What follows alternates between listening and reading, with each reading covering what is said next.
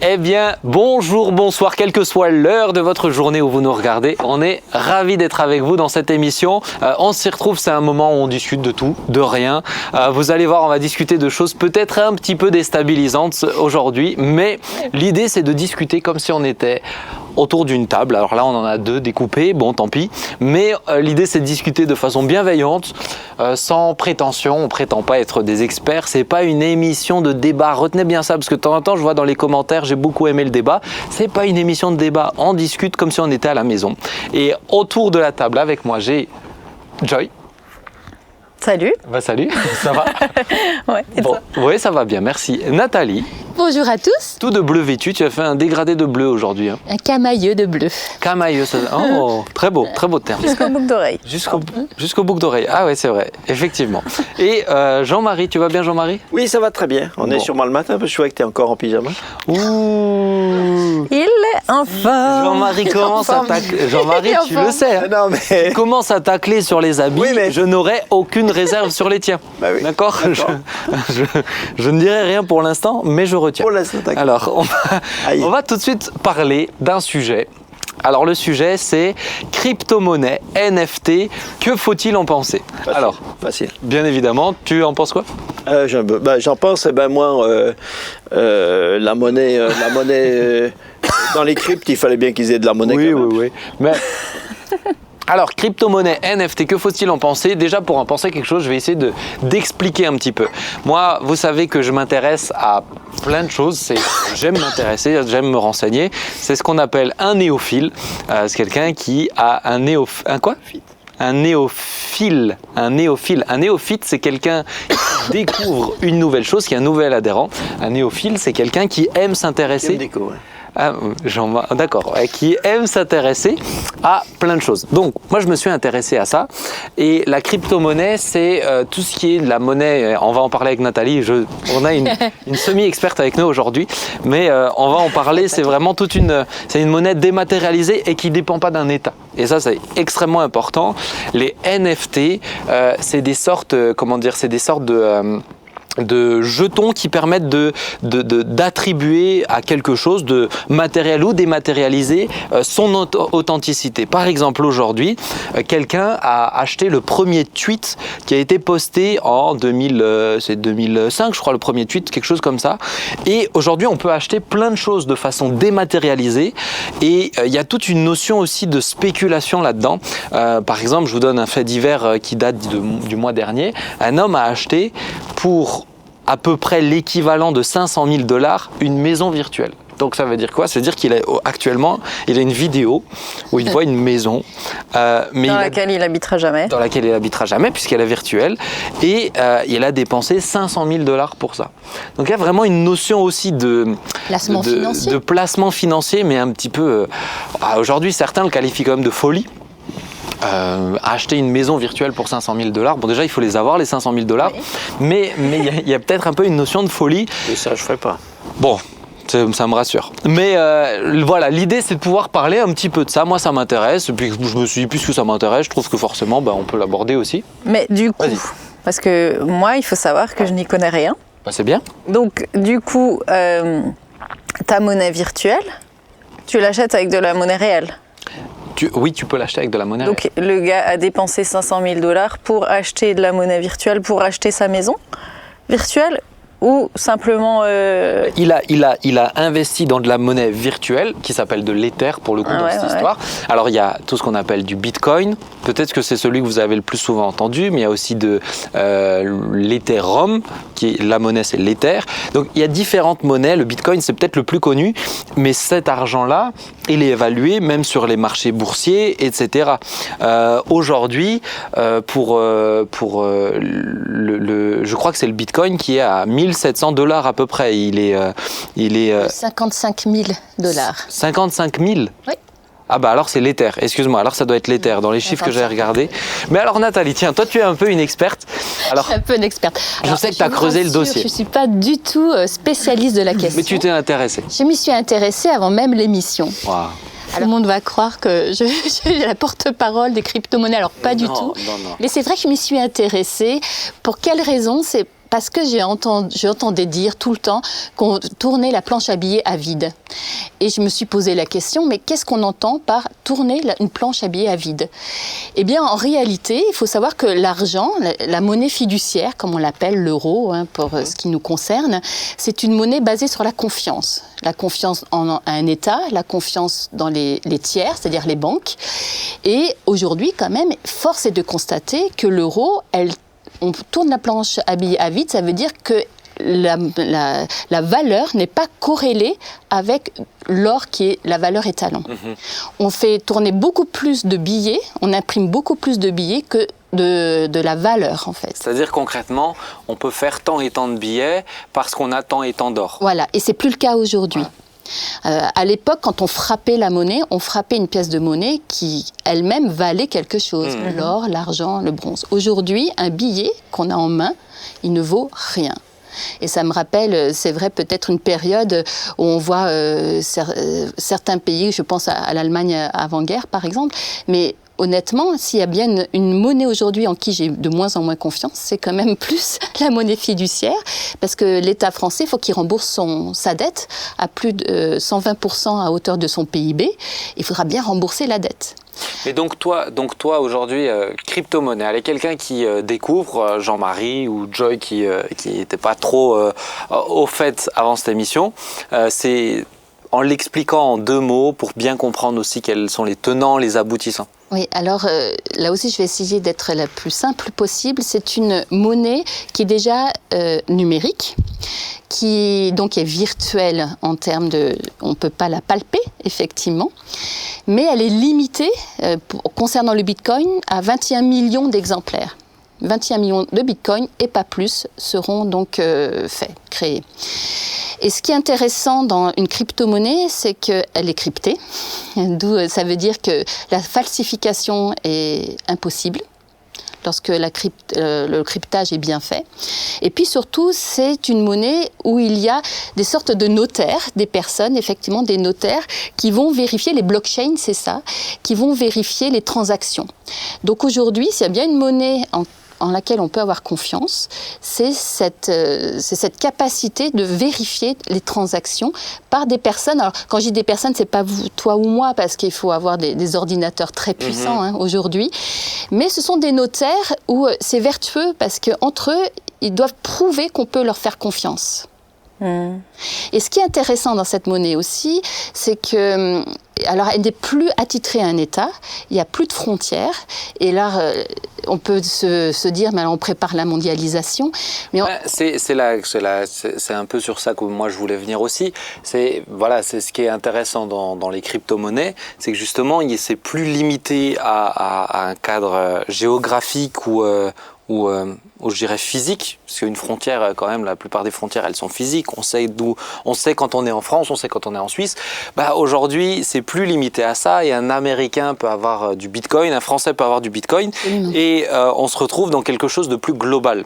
Donc moi, c'est un peu ma question. Je vais venir sur quelque chose peut-être qui vous correspond, qui parle un peu plus à tout le monde, mais est-ce que, Jean-Marie, toi qui entends ça, ou Joy qui entend ça, est-ce que pour vous, on tend vers quelque chose qui va dans la globalisation, et donc aussi un peu vers la fin des temps, comme la Bible nous en parle? Qu'on aille vers la fin des temps, ça c'est sûr, parce que de toute façon on a toujours été vers la fin des temps. On se rapproche toujours. On va toujours dans le même sens. Mais moi c'est vrai que je connais très très peu à tout ça. Mais moi je trouve que c'est justement ça qui est intéressant. C'est qu'on peut être dans cette émission sans forcément tout connaître. Encore une fois, c'est pas une émission de débat, donc on s'intéresse pas. Moi, ça me donne pas l'impression, de loin comme ça me donne pas l'impression que ce soit tellement différent dans l'esprit et dans l'éthique. Parce que des euros aussi, tout le monde peut en acheter. Et les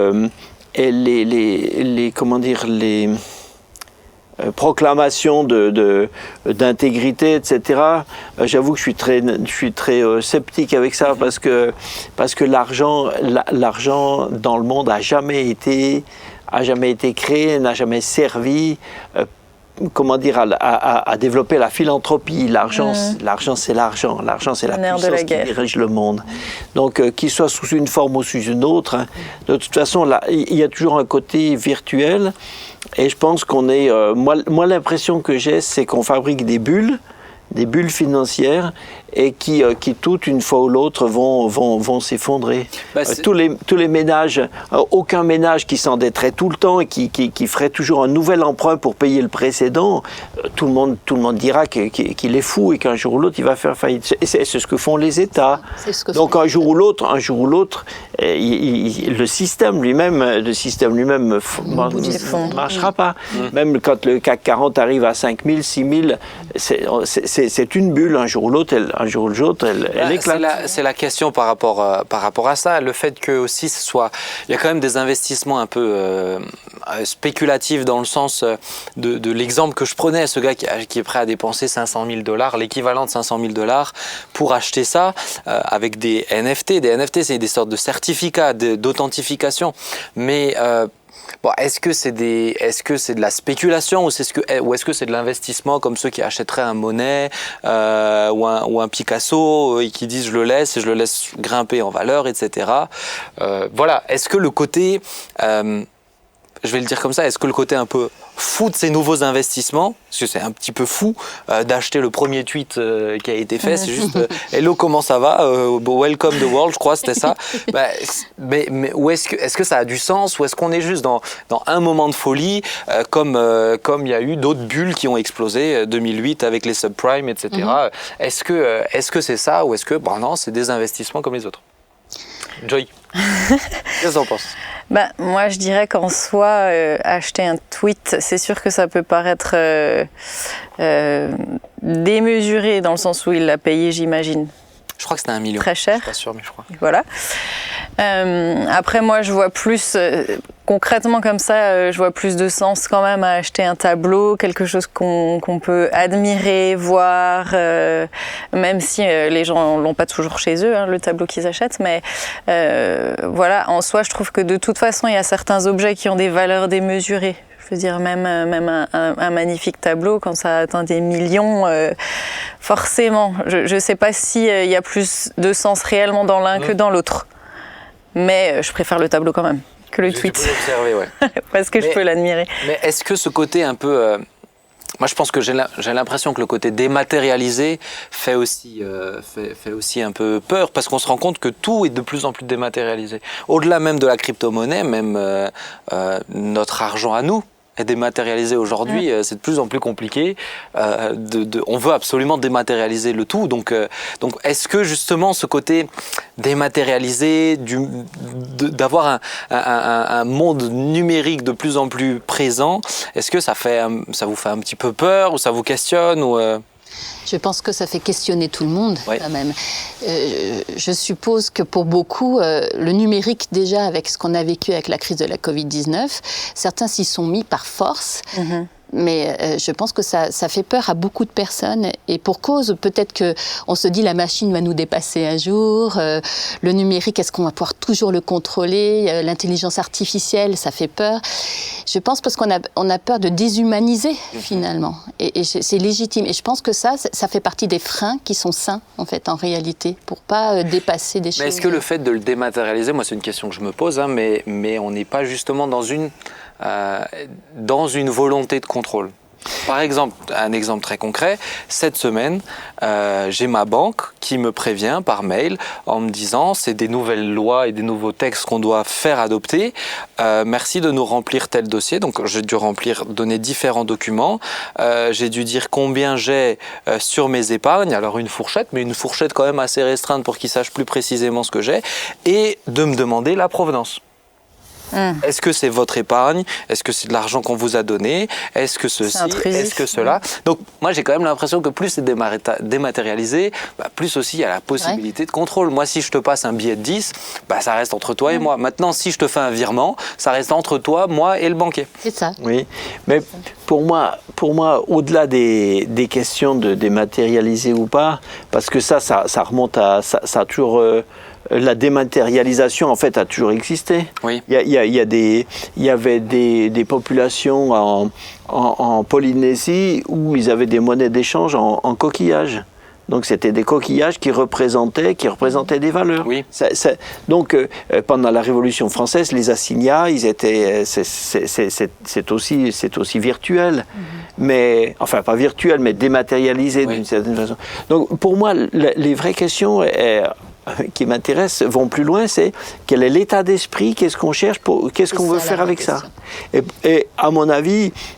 Quoique, même si les formes changent, on n'est plus à l'or en tant que le métal, or, mais on passe, on varie, etc. Mais derrière, c'est toujours la convoitise, la soif de posséder, gagner plus, et spolier, dominer, etc. Et c'est ça, je crois, qui grandit le plus. Derrière tout ça, malgré les affirmations de vertu, de vertu. C'est vrai. Et la Bible dit celui qui veut s'enrichir, ben, il se crée à lui des problèmes. Et Jésus dit c'est comme les riches qui vous oppriment. Ça c'est la Bible. C'est vrai. Donc pour moi, je suis un peu, ça m'intéresse pas dans le sens où l'état d'esprit qui est derrière ne m'intéresse pas. Oui, c'est ça. Et toi, Joy? Et moi, si ça m'intéresse? Bah ouais, peut-être s'y intéresser maintenant, du coup. Avant cette émission, tu m'as dit mais moi j'y connais rien et tout. Mais justement, maintenant que tu en entends un petit peu parler, ça t'évoque quoi? Mais moi, je vous avoue que tout ce qui est dématérialisé, c'est pas tellement mon truc de base. Je veux dire, même des choses très simples, concrètes, dématérialisées, mais concrètes. L'informatique, tout ce qui est réseaux sociaux, tout ça, à la base, tout ce qui est assez virtuel, ça m'intéresse pas trop. Donc je pense pas qu'après cette émission ça m'intéressera davantage. Mais je trouve beaucoup plus. Je suis contente d'en savoir plus, mais je vais pas investir quoi. Mais tu sais, mais c'est intéressant parce que je pense que c'est le cas de la plupart des gens en vérité. Mais je trouve qu'il y a, en tout cas moi j'aime bien évoquer les trucs qui me passent par la tête comme ça, parce que on sent quand même qu'il y a des choses qui sont en train sans qu'on y soit forcément intéressé, il y a des choses qui sont en train d'avancer. Oui, où t'as pas le choix. Et où petit à petit, à un moment donné, on arrive dans des domaines où il n'y a plus le choix. Ouais. Avant, tout à l'heure, c'était en off, je crois, mais tu disais un truc très intéressant, Nathalie, c'est que les États créent leur propre crypto-monnaie. C'est quand même fou. Il y a quand même des choses qui sont en train d'avancer. Donc, effectivement, moi je me dis, même si on n'y est pas intéressé, de pouvoir l'évoquer, de pouvoir discuter sur ça, je trouve que c'est important parce que chez certains, ils vivent plus que pour ça quand même. Hein. Et moi, c'est tout ce côté, c'est au-delà de la crypto-monnaie, c'est tout ce côté investissement dans le dématérialisé. Moi, c'est là où j'ai du mal à comprendre l'engouement.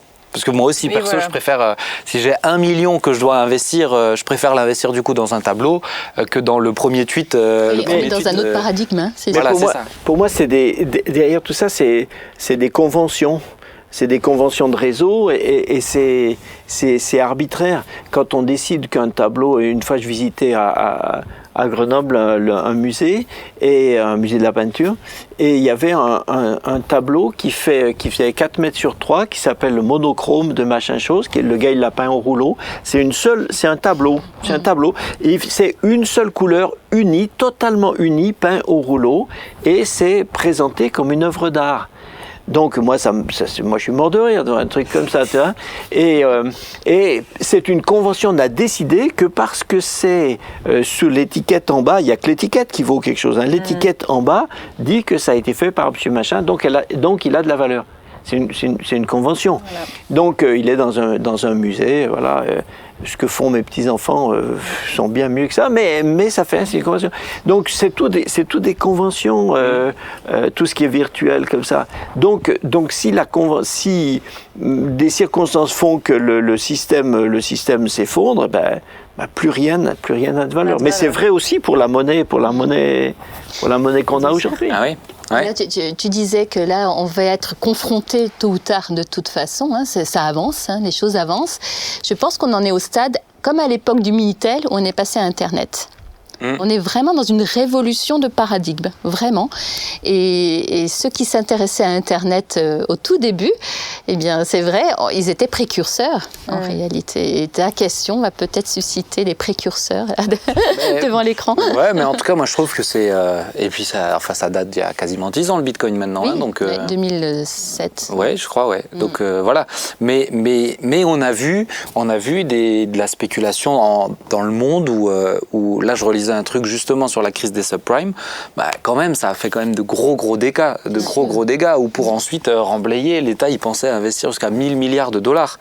Donc on arrive dans des sommes juste à cause d'un petit peu de spéculation qui a grossi, qui a fait cette bulle qui finit par éclater. Et on le voit malheureusement, du coup ça a un impact très concret dans la vie des gens. Derrière tout ce truc virtuel, spéculatif, etc., ça peut avoir un impact très très concret dans la vie des gens, au bénéfice de certains, mais au malheur d'autres aussi, quoi. C'est ça. C'est que de toute façon, tout va au niveau social, tout va dans le même sens. Oui. C'est-à-dire que les finances, qu'elles soient en or sonnant et trébuchant, ou qu'elles soient en monnaie, ou qu'elles soient en virtuel, etc., l'argent, le bien se condense, se concentre toujours de plus en plus sur un tout petit nombre de gens. Le nombre de gens qui possèdent les 3/4 des richesses de la planète, ce nombre-là aujourd'hui est tout petit. Mais il y avait un film, alors je dévie un tout petit peu, mais je trouvais hyper intéressant. Joy, tu pourrais peut-être me retrouver le nom, avec Justin Timberlake. Et en fait, en gros, dans ce film, c'est post-apocalyptique. Il y a plus de la monnaie, ça a plus de sens. La seule chose qui a de la valeur, c'est le temps. Et donc, time out. Ça. J'ai un excellent caméraman qui vient de me souffler la réponse dans l'oreille. Time out, c'est ça. Et c'est le temps. Et on peut donner du temps. Donc certains ont 1 million d'années. C'est les plus riches. Et ils vivent dans un contexte où du coup, ils vivent bien, etc. D'autres, ils ont juste à la journée. Et ils sont payés à la journée. Et donc, s'ils travaillent, ils reçoivent leur salaire pour le lendemain. Et je trouve que c'est... En tout cas, moi, ça m'a fait réfléchir ce film parce que ça nous fait réfléchir sur ce qui a vraiment du sens, un peu comme tu le dis, ce qui a vraiment de la valeur. Et si le temps, on pouvait le distribuer, ça serait une valeur. Le truc, c'est que personne peut le distribuer parce qu'on ne le tient pas. Bon, là, on rentre sur... On pourrait appeler Laurent pour philosopher sur ça. mais voilà, en tout cas, Time Out, si vous voulez regarder un film qui vous fait réfléchir. On va enchaîner parce que le temps passe, mais merci à Nathalie. Le temps, c'est de l'argent. Et le temps, c'est de l'argent. Excellent. Ça dépend pour qui, mais en tout cas, on va essayer d'avancer. Merci. Moi, je trouve que c'est intéressant, les amis, de pouvoir parler de ça, de plein de trucs qui me passent par la tête. J'ai plein d'autres idées comme ça. Si ça vous intéresse, faites-le savoir dans les commentaires. Si ça vous intéresse pas, faites-le savoir. Faites-le savoir si vous voulez ou si vous avez le droit. Tiens, on est dans un monde libre. Donc, on va essayer d'avancer et on va avoir sur le plateau, ou plutôt via Zoom, quelqu'un que j'aime beaucoup, c'est Timothée, qui peut venir directement via cette télévision. Hello Tim. Salut. Ça va? Salut Tim. Ouais, vous. Écoute, ça va. Tim, on est très heureux de t'avoir. Alors pour te présenter un petit peu, tu es un des responsables dans la jeunesse. Tu as fait l'école biblique JSP il y a 1 an et demi, c'est ça? Ouais, 2018-2020, ouais. 2018-2020, c'est voilà. ça. Et tu viens de Briançon. C'est ça, dans les Hautes-Alpes. C'est ça. Bon, en tout cas, on est très heureux de t'avoir. Je suis ravi de t'avoir. Et l'intitulé de cette partie de l'émission, c'est « Abandonner un rêve ».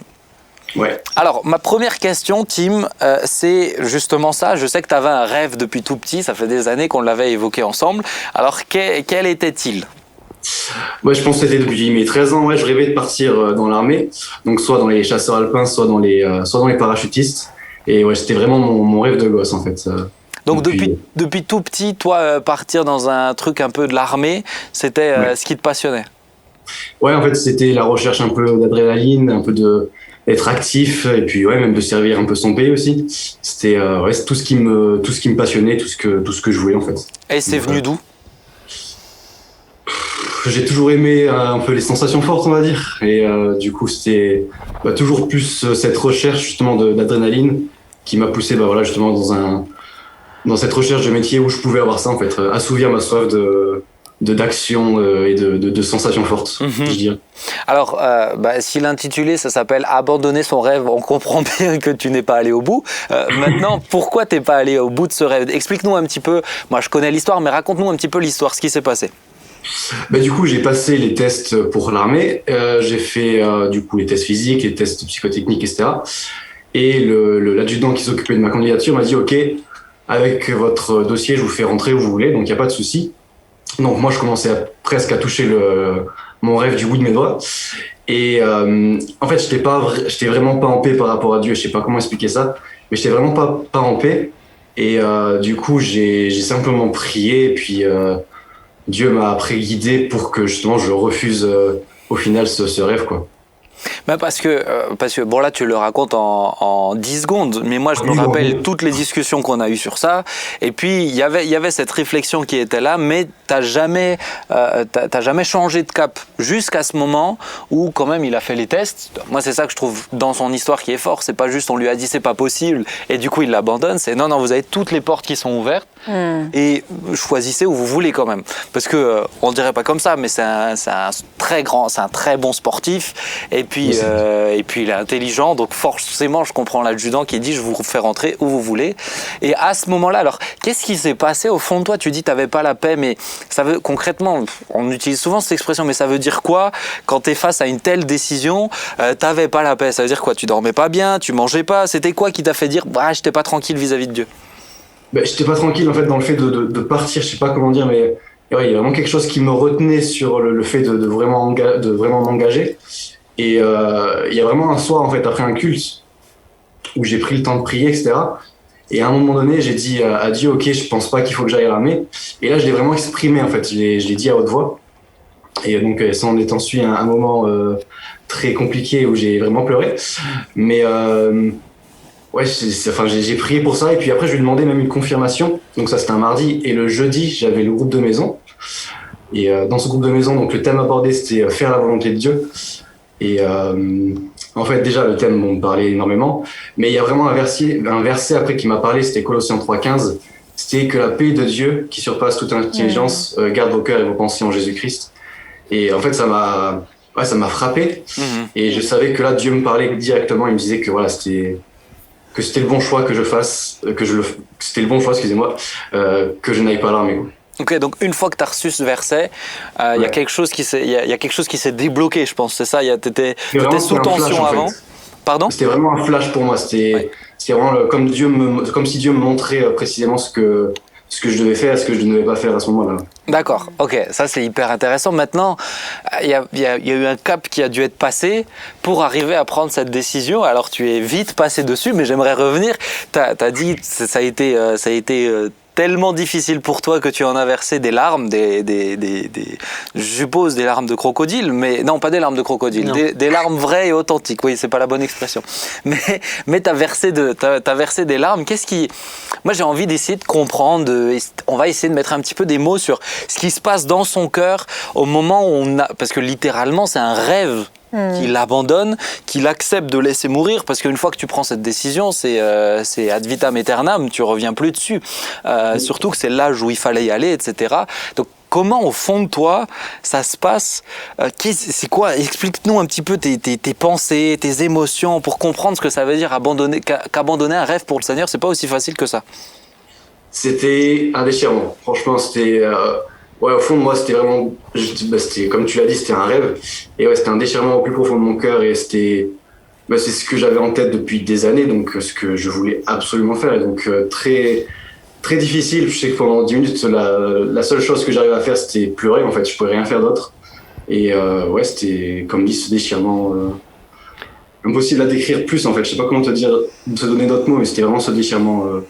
Mais, ouais, vas-y, Jean-Marie. Ouais, en fait, c'est pas par rapport y renoncer, c'est pas par rapport au fait que ce soit la perspective d'entrer dans l'armée. C'est toi, c'est pas ton chemin, quoi.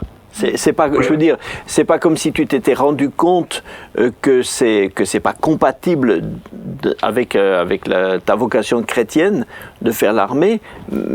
Ça pourrait être compatible, mais pour toi, c'est pas ton chemin, c'est ça. Ouais, vas-y, Tim. Ouais, c'est ça. Pour moi, enfin, c'est ce que dit Jean-Marie, c'est ça. En tant que chrétien, je me sentais en paix. Mais par rapport à ce que moi je devais faire, c'était, enfin, ce que Dieu me disait de faire, c'était pas ça en tout cas.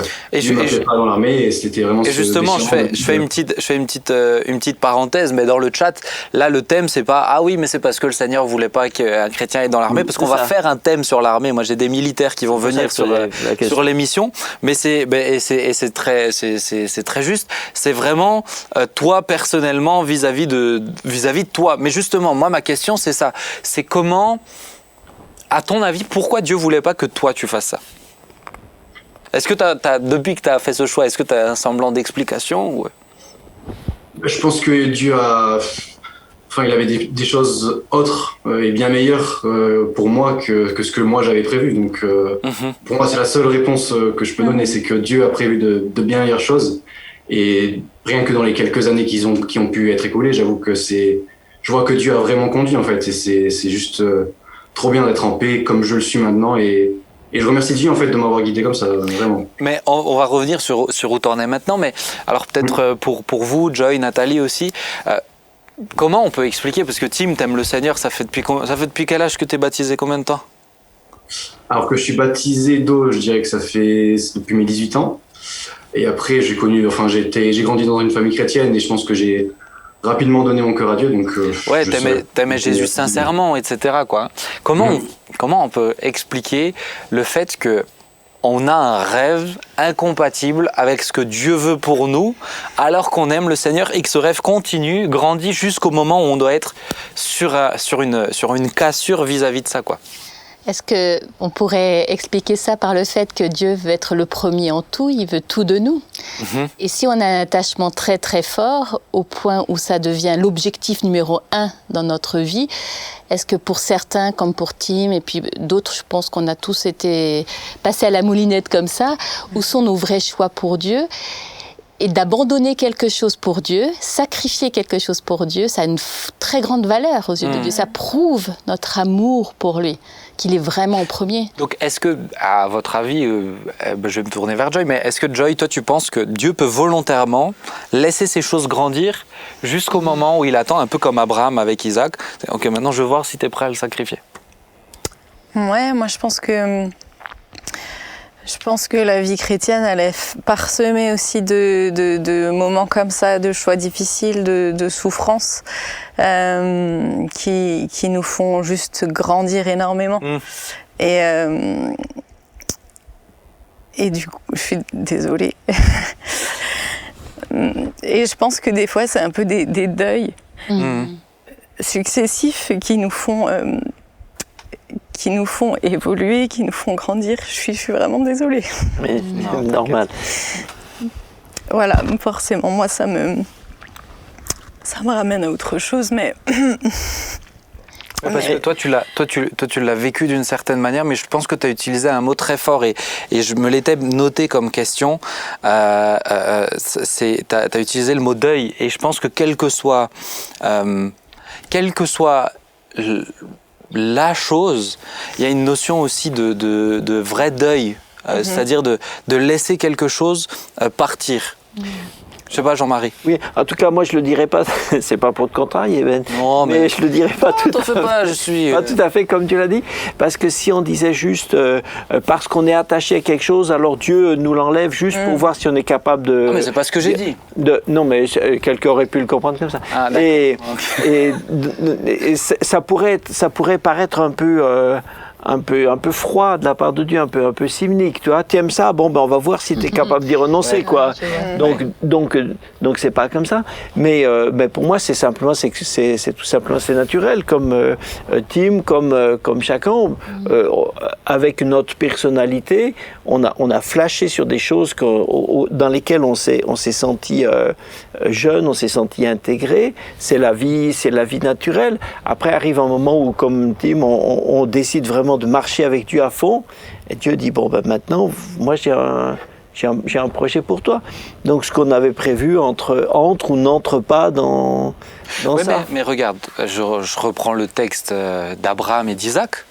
Là, pour le coup, c'était quand même dans le plan de Dieu, et Dieu a quand même voulu voir s'il était toujours le premier dans le cœur d'Abraham. Oui. Donc c'était pour le coup, c'était quand même ça. Oui. C'était quand même cette dimension-là où des fois, abandonner un rêve, abandonner quelque chose qui est important pour nous. Ça m'est arrivé de faire d'avoir des moments dans des prédications où c'était fort sur mon cœur. Il y a des gens, vous devez abandonner, ça peut paraître très bizarre, mais cette prière que vous êtes en train de faire depuis des années, parce que tout votre centre, toute votre vie n'est plus qu'orientée sur l'exaucement de cette chose-là, et que Dieu n'est plus le plus important.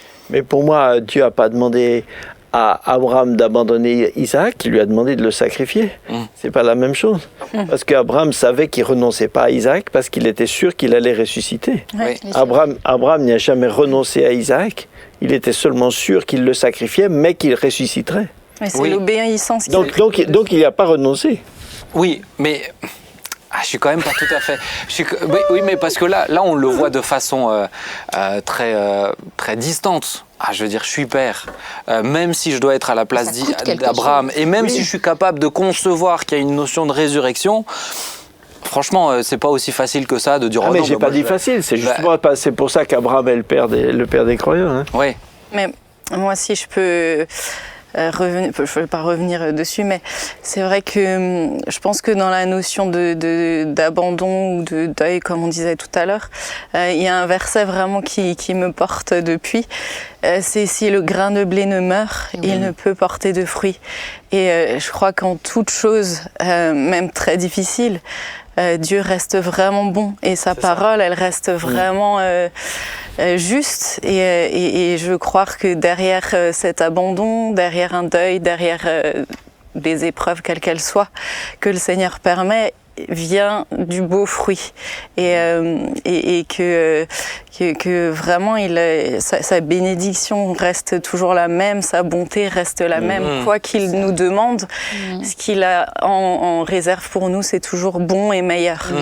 Donc, moi je sais, pour donner par exemple, raconter une petite histoire, alors c'est pas tout à fait la même chose où la chose du coup n'était plus, comme Tim a refusé quelque chose, mais un jour j'ai quelqu'un qui est venu me voir en me disant, c'était une sœur de l'église qui avait pas de papier et qui est venue me voir après un culte en me disant prie pour que j'ai des papiers. Et moi j'ai dit mais on va prier que Dieu fasse ce qu'il veut. C'est surtout ça. Et on a essayé de discuter un petit peu, mais elle était un petit peu enfermée dans... Et je la comprends. Moi, je comprends. Je lui dis, je comprends que tu veuilles absolument rester ici, mais si c'est pas ce que Dieu veut, est-ce que tu es prête à repartir? Et elle m'a dit, non, c'est pas ça. Il faut que tu pries pour que j'ai des papiers. J'ai dit, écoute, moi, je veux prier que Dieu t'aide à faire sa volonté. Est-ce que au moins que tu es d'accord que je prie pour ça? On a prié pour ça. J'ai pas prié, j'ai dit Seigneur, si c'est ce que tu veux, qu'elle ait des papiers, mais sinon que son cœur soit en paix. Et elle m'a raconté, une semaine après, elle est revenue me voir. Ça faisait longtemps qu'elle faisait toutes les démarches pour avoir des papiers.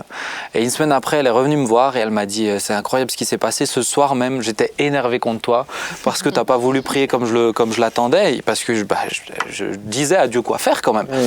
Et Dieu m'a dit, mais pourquoi tu t'énerves contre lui? Il a tout à fait raison. Et son cœur a été travaillé pendant une semaine. Et jusqu'au moment où elle a été jusqu'à dire, Seigneur, si c'est ce que tu veux, je suis prêt à repartir. Le lendemain, elle avait tous ses papiers. Ouais, c'est souvent ça. Et moi, ce que je trouve vraiment beau dans cette histoire et très clair, c'est qu'il n'y a pas une technique. C'est pas une technique. Moi, j'ai déjà vu des gens qui disent, ah, mais Seigneur, oui, je suis prêt à le sacrifier, mais parce que comme Abraham, tu peux le faire revenir, etc. On utilise un petit peu ces textes-là. Mais chez Tim, c'est vrai, chez Tim, c'est vraiment parti. Oui. Il n'est pas dans ça. Et là, chez cette femme, ce que Dieu attendait, chez cette sœur, c'est que Dieu, vraiment, son cœur soit prêt à faire la volonté. C'est ça. Moi, ce que j'aime chez Tim, chez toi, c'est que tu as accepté de renoncer sans savoir, parce que renoncer contre quelque chose, c'est pas renoncer, c'est échanger. Mais là, tu sais pas, mais tu fais confiance. Tu dis bon, C'est ça. voilà, si Dieu me conduit dans une autre voie, cette autre voie sera aussi bonne. Elle me donnera plus d'adrénaline, elle me donnera plus. Parce que faire l'œuvre de Dieu, c'est enthousiasmant. Hein. C'est ça. Donc j'aurai d'autres autrement et ça va être.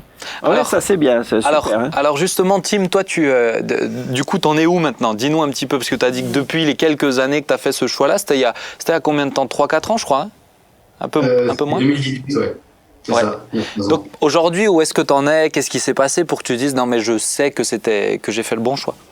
Mais du coup, comme tu l'as dit au tout début, j'ai pu faire après l'Institut JSP pendant 1 an. Et même là, je sais que c'est Dieu qui a conduit tout du long, en fait. Et c'était juste excellent. Et puis maintenant, là, Dieu après m'a donné un travail. Dieu m'a donné aussi toujours d'être dans cette église, là, dans la PO, où je peux servir auprès des jeunes et en fait où je kiffe, en fait. Je kiffe trop et puis c'est de la bombe. Tu sens est-ce que tu sens que spirituellement, il y a une évolution depuis ce choix-là? Ouais, clairement. Par rapport à Dieu, vis-à-vis de ma relation avec lui, toujours plus de le voir comme un père qui prend soin de moi, de le voir, de toujours plus le découvrir aussi comme ami en fait. Et c'est juste ouf. Et je pense pas que si j'étais parti à l'armée, j'aurais pu le découvrir, ou en tout cas pas de la même manière, pas aussi rapidement.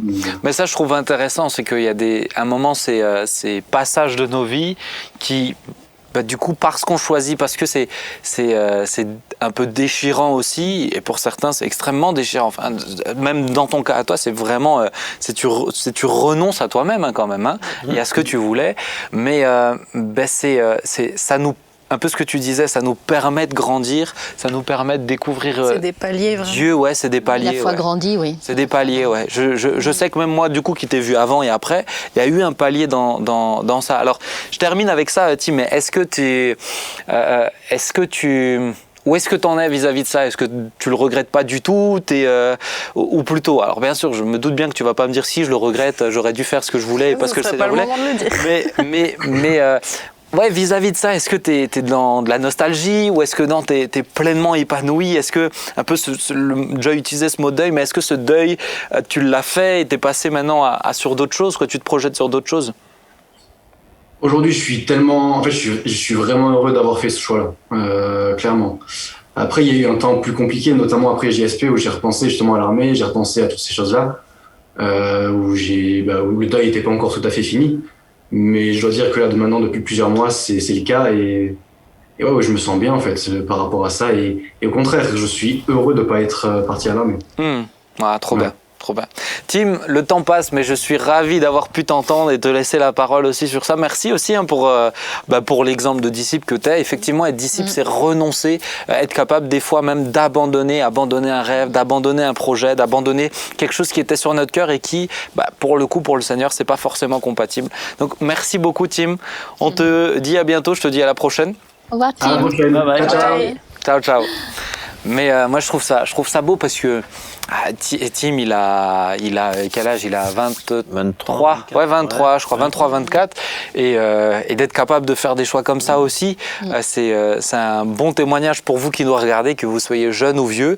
Peut-être que le Saint-Esprit, au travers de ça, vous dirait, mais est-ce que tu m'écoutes comme Tim m'a écouté à ce moment-là? Est-ce que tu es prêt à renoncer comme Tim a renoncé? Mais je voudrais terminer cette émission avec une dernière thématique un petit peu liée, mais pas tout à fait, c'est un chrétien peut-il avoir une passion?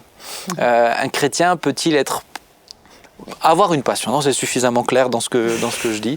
Donc voilà, dites-moi. Plus clair que la crypto-monnaie, oui. Plus clair que la crypto-monnaie et les NFT. Pour mentir. D'accord. Laissez la parole à Joël. Eh bien alors, Joy, dis-nous ce que tu en penses. Un chrétien, selon toi, cette partie un petit peu plus spirituelle, chronique spirituelle, est-ce que pour toi, un chrétien peut avoir une passion? Moi, je crois que tant que notre première passion reste le Seigneur et son royaume, chercher d'abord le royaume de Dieu, je crois que tant que lui reste en premier, Dieu peut prendre plaisir à nous voir nous passionner de ce qu'il a créé, ou voilà, je prends l'exemple du chant, qu'on se prenne de passion de quelque chose qu'il nous a donné. qu'on veuille le développer, tout ça. Moi, je pense que comme un père, en fait, il prend plaisir à nous voir prendre plaisir à certaines choses. Ok. Les autres? Après toi, Jean-Marie. Oui, ben, bien sûr, je pense qu'on est tous. Alors, c'est passion, ça dépend si on veut dire. Des fois, les gens disent passion pour désigner un hobby qu'ils ont à côté de ce qu'ils font mais je pense du moment qu'on aime, aimer vraiment, c'est aimer passionnément. Donc je rejoins Johanna. Si un disciple de Christ, il aime, quand Jésus dit chercher le royaume de Dieu et sa justice, par-dessus tout, quoi. Mm-hmm. Non, ça c'est un engagement passionné. Alors, je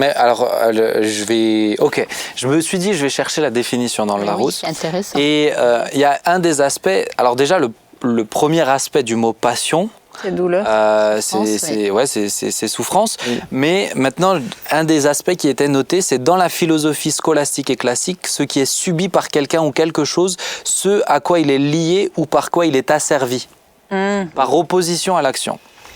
Et une passion, la Bible dit pour le coup, ne soyez asservis par rien. Et oui. Et une passion, c'est quelque chose qui peut t'amener à être asservi d'une certaine relation manière. passionnelle. Voilà.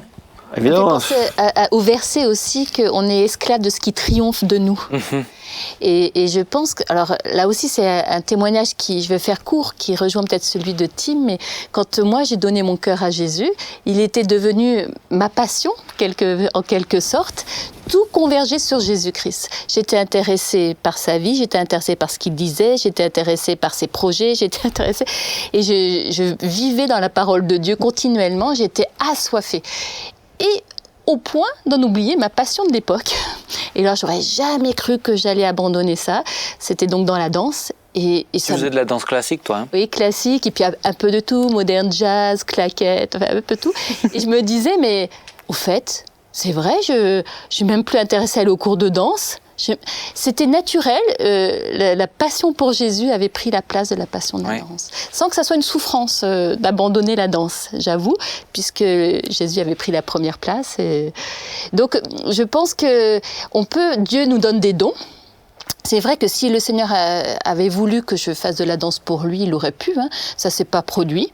Mais j'étais libre par rapport à ça.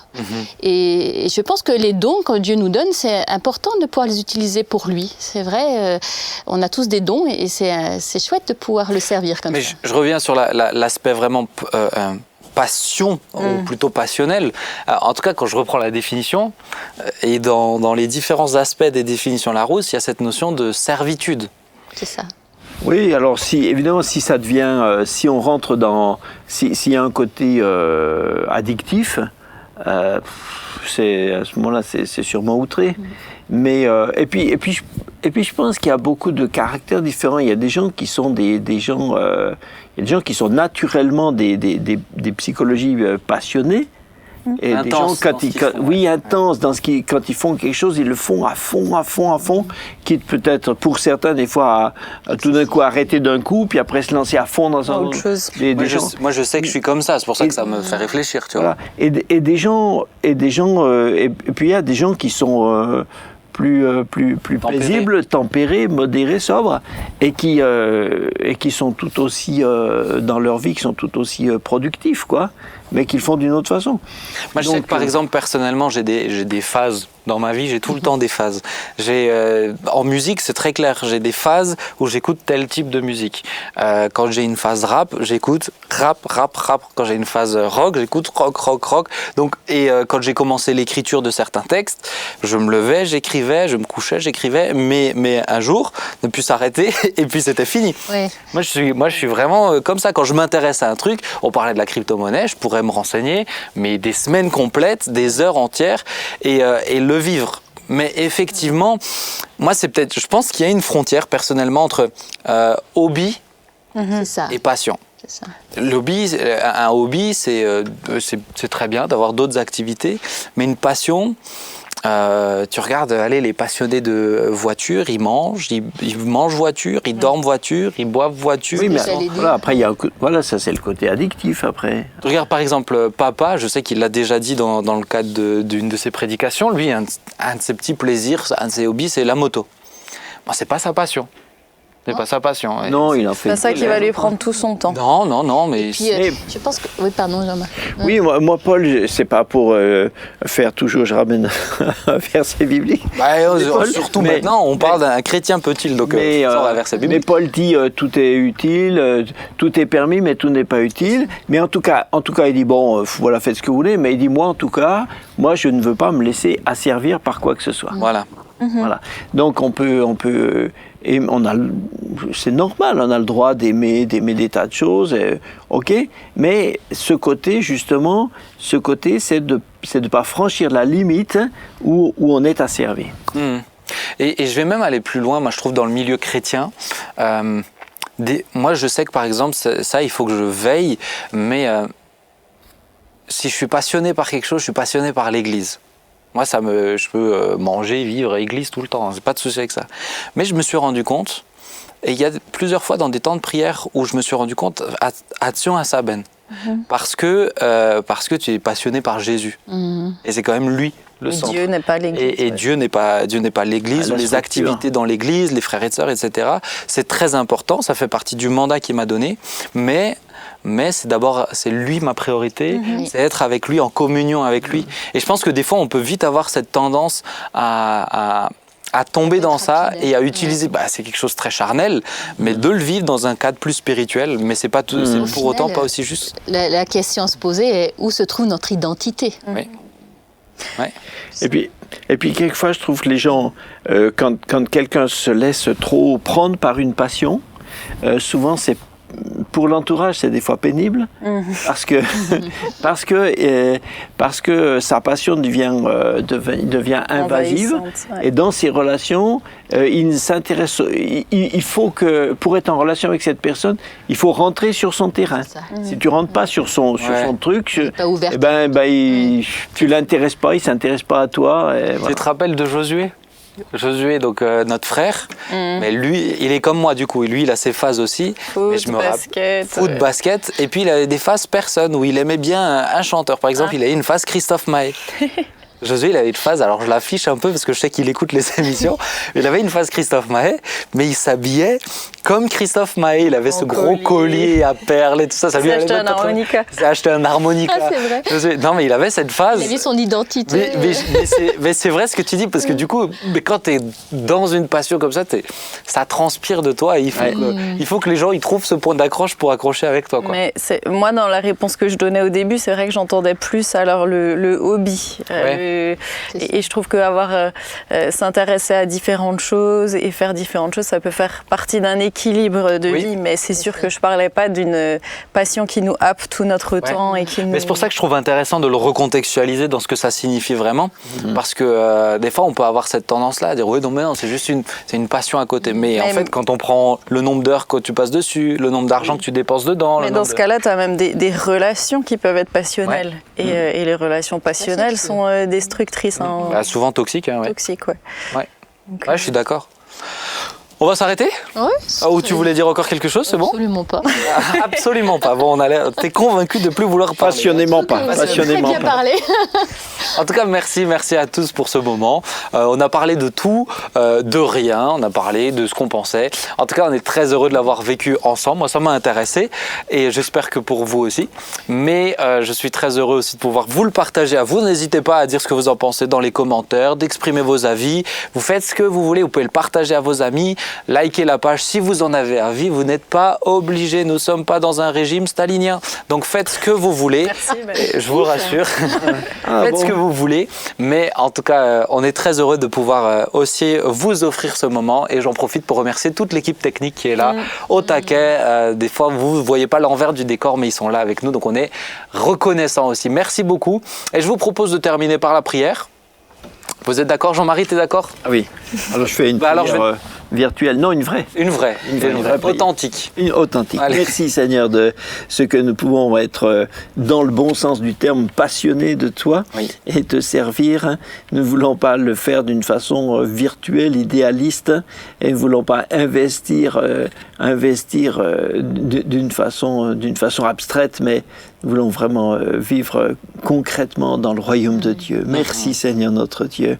Merci de donner la sagesse à chacun dans tout son comportement, dans tous ses domaines, pour t'être agréable. Merci d'avoir béni Timothée qui était avec nous aussi ce matin et de le conduire dans toute sa vie maintenant, qu'il a décidé de marcher avec toi.